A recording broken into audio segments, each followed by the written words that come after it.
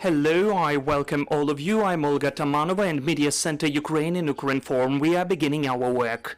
This is 215th day of the full-scale invasion of Russian aggressor onto our land. I thank everybody who is speaking out truth about this war.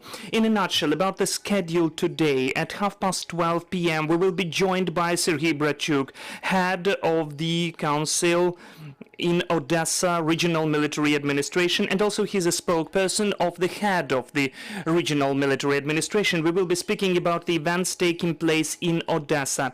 At 2 p.m. we'll have an expert meeting. We will be speaking with our Ukrainian experts about the super important event of the last week. We will be speaking about mobilization in Russia. We'll be speaking about fake and sham referendums, how they took place. We will be speaking about the nuclear blackmailing. So it will be interesting. And just now we are in touch with Ivan Fedorov, the mayor of Melitopol city. Ivan, hello. Yes, hello to you as well. Hi, could you please tell what is taking place now in Melitopol, how the pseudo-referendums have taken place or are still taking place, and what's response, which information you get from the local population? Unfortunately, this is the third day of the so-called fake sham referendum, which is taking place on the temporarily occupied part of Zaporizhia region. Definitely, it is not compliant with the wishes of the citizens and the community, and I can state that according to several criteria. First of all, the Russians faced the first problem when they failed to find the necessary number of members for electoral commissions. So our residents didn't want to cooperate and to help Russians in this case.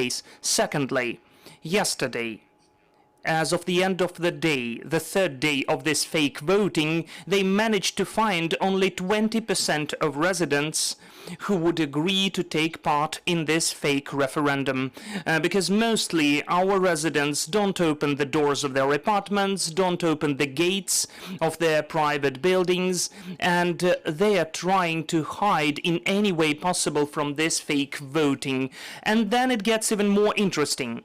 Out of 20% of the people who they managed to find, only 10% agreed to support this sham referendum and said yes. So this is really the resistance of the civilians which we can see now. But I would like to tell you that those 10% who supported fake referendum are definitely not expressing their own thoughts. This is just the fear because of the tortures, because of the forced actions done by Russians on the territory of the Melitopol city. This fake voting is taking place with the machine guns, with the Russian soldiers and so on. People are just grabbed in the middle of the streets and forced to vote, not only for themselves, but altogether for the whole family. For instance, if they are coming to the rented building where the renter is there and others have to be there because they're registered there, they make them to vote for everybody who is registered in that building or apartment. So today we can definitely say that the referendum is not taking place. This is the fake, this is the farce taking place. But our resistance of the civilians will impact the propaganda outcomes which the enemy will highlight in his media. And the last point I'd like to add that today, I'd like to add 2 points in fact. The pressure is ongoing. And when the occupiers have seen that in 3 days they failed to find the necessary number of population, they decided to introduce restriction measures. For instance, since today the park and the enterprises are not working, everything is done for people to stay at home and for them to come to those people and to get their vote. Also, Russians are intimidating the civilians, creating fake explosions, provocative explosions, the explosions where the big number of people can be found to scare and to intimidate our civilians, our citizens. Everything is done to mobilize them and to take our men to the armed forces of Russian Federation, and we can see that according to several criteria. First of all, for the 4th days, our residents, I mean the men from 18 to 35 years, are not allowed to get to Vasilivka. And yesterday they stopped letting anyone out. So this is the critical situation today, because our residents are really scared. Our residents and citizens are panicking. They don't know what will take place tomorrow and when the people will be taken as conscripts. Ivan, how do you see it? Did they stop letting our people out because they should take part in the so-called pseudo-referendum, or this process can be prolonged for a long time because they would need to mobilize our people? What do you think the real reason is? I think that the criterion number 1 is mobilization. That is why they introduced the restrictions, and that is why they introduced this farce pseudo-referendum. So the main and the first reason is, of course, mobilization itself. There is some information from the open sources that first and foremost there will be the citizens mobilized who already got the passports, the IDs and papers of Russian Federation. Do you confirm this information from your sources? No, everybody will be mobilized, in spite of the passports they've got or not. We can even see the videos how in Donetsk and Luhansk the people were just taken from the streets. Teachers, miners, the enterprises were closed to fill the gap, the lack in the Russists' army. This is what they would like to do after the referendums at the temporarily occupied territories, and it doesn't matter which passport they have. So can't only men leave Melitopol today, or will the women not have this opportunity as well? Yesterday this movement was restricted for women as well, but still there is an opportunity to leave to the temporarily occupied Crimea. So we urge first of all men to leave for the temporarily occupied Crimea, then to Georgia or European Union. This is the possible route so far, so we urge you to do that and to leave for those countries. We do understand that this corridor won't last for long, because, for instance, in Luhansk Oblast, the head of regional military administration informed that the people are not allowed to get to the territory of Russia. They are brought back, and they tell them that they should protect the so-called republics. We understand that the same will happen with our citizens if they won't be let out to the Crimea. Yes, I also think that this corridor will be closed soon. As I've mentioned above, our people will become the full-scale hostages of the terrorist country of Russia. They used to be hostages, but they could get out of this capture.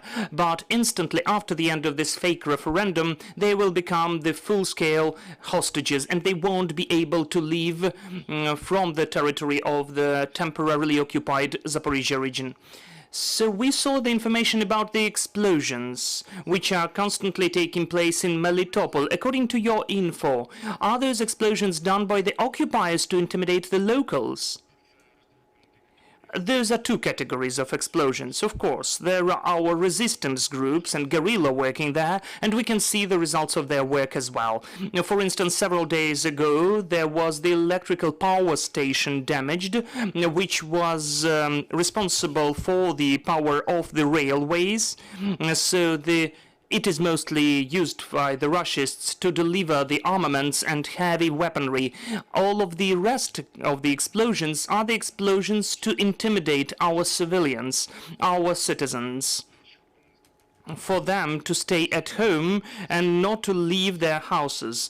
This is what the Russians and occupiers are spending their efforts for. What is happening now with the humanitarian situation in the city? What about power, gas, water supply? Is it accessible? Well, we are grateful for our communal services, that they are doing that everything for the situation with the communal services not to be disastrous, but the gas supply and the heating are not there, and it will not be soon, because even in Berdyansk the gas supply is not working to the full scale, and we can see that this is already the 26th of September. In several weeks the heating season should start, and of course it won't start in a timely manner. The humanitarian situation is deteriorating as well. We were waiting for another wave of evacuation of our citizens from the temporarily occupied territories, but now, considering that the departure is really restricted, I don't even know how this evacuation will take place. We'll see that in several days, how the cross line of Vasilivka will work, and then we will be able to forecast the situation. We have the questions among the journalists. Yes, please take the mic.